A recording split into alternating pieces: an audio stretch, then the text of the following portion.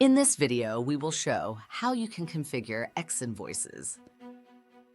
When you open and validate an XML file, our system automatically transforms the XML file into a PDF preview, as you see here. And DocBits does this out of the box, meaning you actually don't need to do anything. But if you want to configure X-Invoices or other document types to your liking, you can. Just go to Settings, Document Types. And here, just go to the document type that you want to edit. Click on EDI. And here you click on the e-invoice format you want to edit.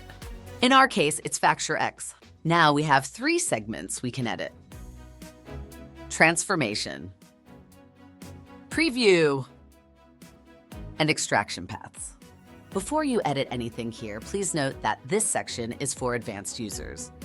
To customize each section, just click on the 3 dots and click on Customize. An HTML window will open.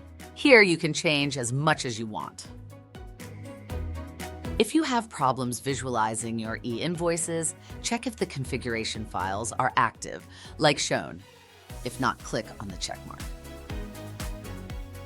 If you have further questions, feel free to check our YouTube channel or reach out to us directly via our support team.